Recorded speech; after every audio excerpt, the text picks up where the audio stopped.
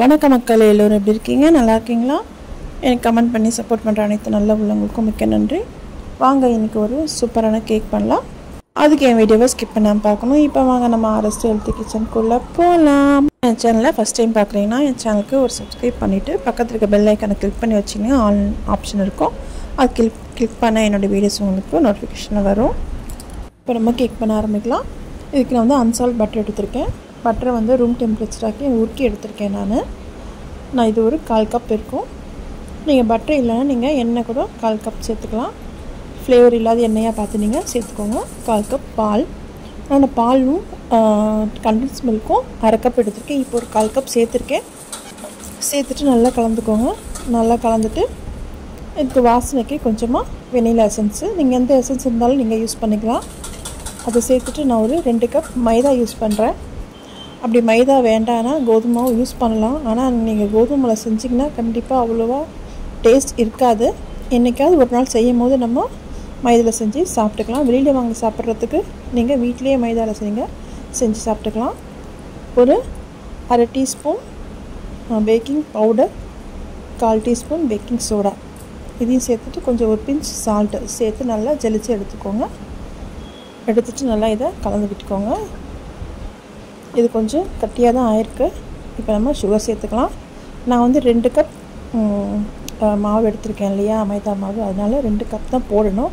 ஆனால் நான் condense milk சேர்க்குறதால நான் ஒரே ஒரு கப்பு சுகர் சேர்த்துக்கிறேன், பவுடர் சுகர். இதையும் ஜலிச்சு தான் நான் சேர்க்குறேன்.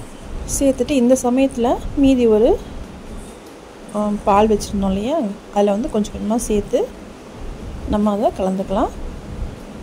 மீதி ஒரு 1/4 கப் கண்டென்ஸ் மில்க்கையும் இப்போ நான் சேர்த்துக்கிறேன். மொத்தமாக நமக்கு 1/2 கப் கண்டென்ஸ் மில்க் ஆச்சு. சேர்த்து நல்லா மிக்ஸ் பண்ணிக்கோங்க. பாருங்கள், இது நல்லா மிக்ஸ் ஆகி நல்லா வந்திருக்கு.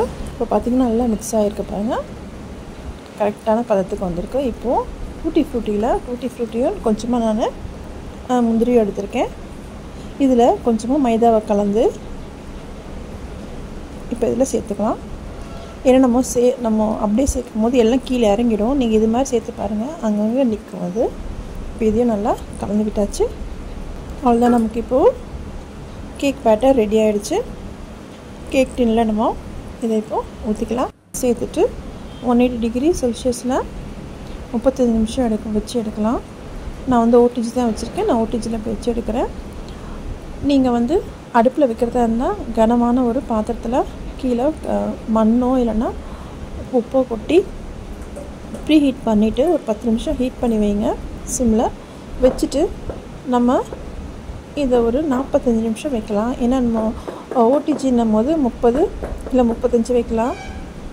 அடுப்பில் நமக்கு ஒரு 40 நிமிஷம் நம்ம வச்சு எடுத்துடலாம். இப்போ நான் மேலே வந்து கொஞ்சமாக டெக்கரேஷனுக்கு பாதாம் வச்சுருக்கேன். உங்களுக்கு தேவைப்பட்டால் நீங்கள் வைங்க, இல்லைன்னா பரவாயில்ல. இப்போ பார்த்திங்கன்னா நமக்கு 30 நிமிஷம் ஆச்சு. சூப்பரான கேக் ரெடி ஆகிடுச்சு. பாருங்கள், சாஃப்டாக இருக்குது. கண்டிப்பாக அவங்க வீட்டில் இந்த கிறிஸ்மஸ்க்கு செஞ்சு பாருங்கள், நியூ இயருக்கும் செஞ்சு பாருங்கள். இந்த வீடியோ பிடிச்சிருந்தா லைக் பண்ணுங்கள், ஃப்ரெண்ட்ஸ் அண்ட் ஃபேமிலிக்கு ஷேர் பண்ணுங்கள். ஆர்எஸ் ஹெல்த்தி கிச்சனை சப்போர்ட் பண்ணுங்கள். இந்த வீடியோ பார்த்ததுக்கு ரொம்ப நன்றி. நம்ம நெக்ஸ்ட் வீடியோவில் பார்க்கலாம்.